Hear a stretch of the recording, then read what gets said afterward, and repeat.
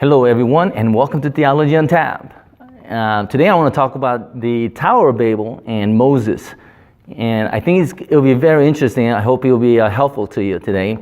But to set it up, I want to tell you that for past about a year or so, I've been reading a lot about a man named Gibran, philosopher, writer, and very smart, And of course I like him because I agree with most of the stuff he said.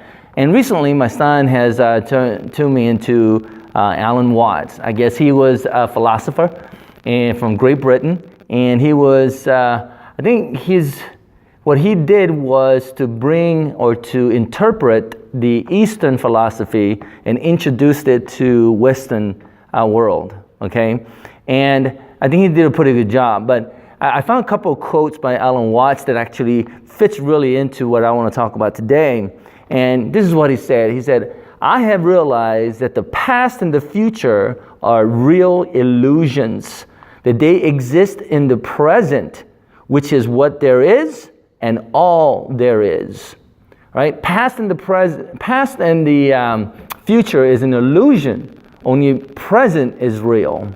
Right? And to a certain degree, I agree with that. Maybe I should just make a video on this topic alone. But second thing he said is that I want to use today is no valid plans for the future can be made by those who have no capacity for living now.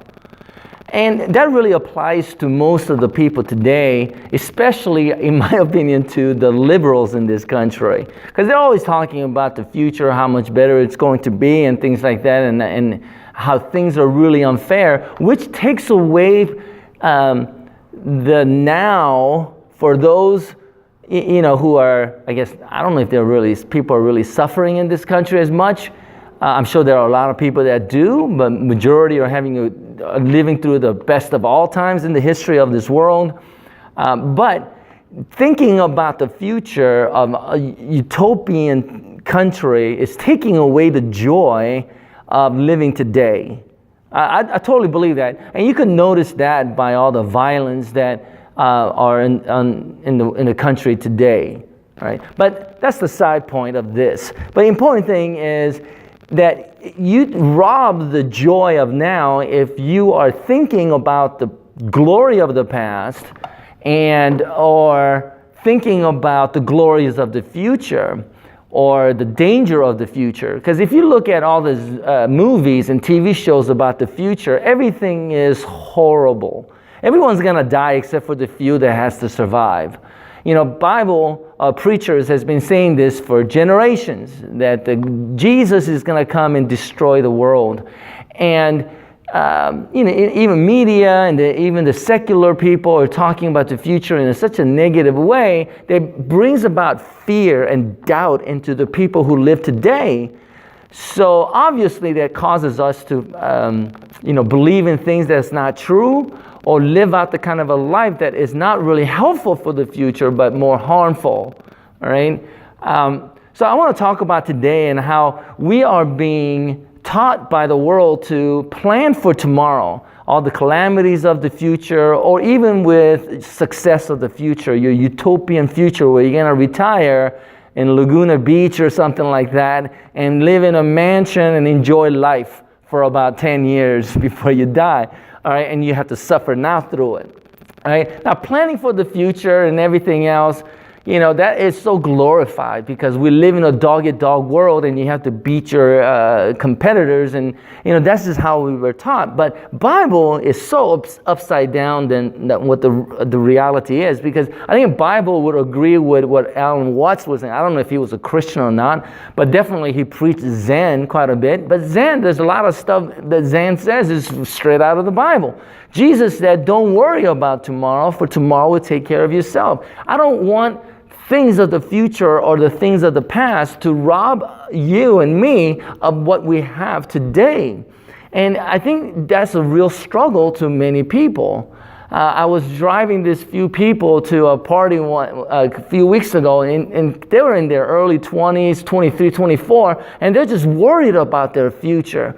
And you should think about the future a little bit, but don't get so into it to a point where it robs you of the joy that we could have today, right? As long as there is breath, Bible said, we should praise the Lord. I mean, that's today kind of stuff. And if you really think about it, I want to talk about the Tower of Babel a little bit, because the story about Tower of Babel is, if men were to just come together and plan things and put those plans into action, that you could accomplish something wonderful, right? And that's what Tower of Babel was all about, that people were able to communicate with one another and come up with such a grand plan, right? And to build something that could reach the skies or reach God even. And sky's the limit, as people will say, as long as you work together and put your minds together and plan things for the future and follow the plans, right? Follow the directions. And that is all we were taught. But God didn't want that to happen, and it confuses them with different language, and they just get dispersed and they go out on their own. Now what that tells me, more than anything else, this is my personal opinion, is that there is something not right about planning for something so wonderful and big and working together to accomplish it, because by following your dreams, it robs you of your joy that you could have today. I mean, it really does. It really does. So what God wants us to do is to live for today.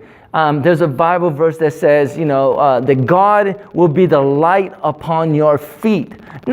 He's not going to show you the whole future, right? But upon your feet. That is why when I was in seminary, this woman came up to me and said that her pastor has a gift of prophecy, and she wanted me to be prayed over by her pastor with a gift of prophecy, so he could tell me exactly what I will be doing in the future, so I wouldn't waste my time in seminary. Okay, that's what she said to me. All right. Anyway, so I refused her, of course, because I don't want to know what I'm going to be doing when I'm 90 or 50 or something like that. I mean, I'm past 50 now. I mean, maybe I should have listened, be prayed over. Anyway, because, what I told her was that basically I didn't want, fortune teller to tell me what my future is going to be. I want to live and enjoy today. I think to me that is more important. Anyways, so I want to bring in Moses as an example. Now Moses, the story of Moses. He's a Hebrew, all right, who was raised by the Pharaoh, Egyptians, and then he gets kicked out, and he travels through the desert as a practice, I would say, and then meets his wife somewhere, a Cushite woman, and he gets married, and he's minding his own business, right? And one day God calls him to go back to Egypt to lead the Hebrews out of the bondage of slavery into the promised land. All right? And all he basically says is, trust me. All right, trust me. But, I mean, as a human being, of course, Moses is somebody. I mean, he's great in many ways, but he's not so great in other ways. So he says, who am I to do such a big thing? Seriously, who was he? All right? He's just a man. He's going to lead 1 million people out of bondage of slavery. He has to face the army of the Egyptian army by himself. How the heck is he going to do that? I mean, there's got to be a plan. There has to be a plan, but he doesn't have an army. He doesn't have anyone else to follow him. God only calls him to go back to Egypt. So what is he supposed to do? He needs to have some kind of authority. He needs to have some kind of plan, but he doesn't have any. So he asks God this simple question, well, at least tell me your name, so that if I go back to Egypt and talk to your people, the Hebrews, I could say, well, this person, a God, sent me to you. Right? At least he would have some kind of authority. Right? Like God looks at Moses and answers him by saying, I am. Or somebody says, I am whom I shall be. I am. Meaning, God's not going to tell you your future plans. He's not going to tell you how you're going to do it. All he says is follow me or trust in me, right? And even Ellen Watts kind of talks about faith in a sense that faith is not a display of anything. Faith is just clinging onto clinging onto something, right? And Alan Watts gets it because that's exactly what Paul says. It's not our faith in Jesus that saves us and gives us all the blessings of God. It's faith of Jesus Christ that brings salvation and righteousness. So we should hold on to Him. Faith means to fade into Christ, who has the ultimate faith. Hold tightly onto Christ. That's what faith is. And that's what God tells Moses. Have faith. Have faith. But how do you live on faith alone? You got to have plans. You got to have goals. You got to have steps to follow. I mean, at least the Hebrews had the 10 commandments, right? But the problem with 10 commandments is that once you know what not to do, that it gets into your mind automatically fights against it. As I think Alan Watts says the same thing too. If you make a plan for something in the future, the devil knows of your plan because you know it, and now he's going to come and try to take that plan away from you. Makes perfect sense, right? He also says that faith, you're not having an experience with God, of connection with God as you peel potatoes or anything, right? Faith is just peeling potatoes. That's perfect in my opinion. We don't need to have some kind of a God experience to do our daily job, but it's the faithing into Christ so we could do our job for the day. That is what's important, right? I experienced this. I'm running out of time, so I say that for next time. But anyways, I think that's what's important. So live for the day. Don't worry about tomorrow. Tomorrow will take care of itself. God bless you with this message, all right? And don't let anything rob you from today's blessings. Bless you. I'll see you next time.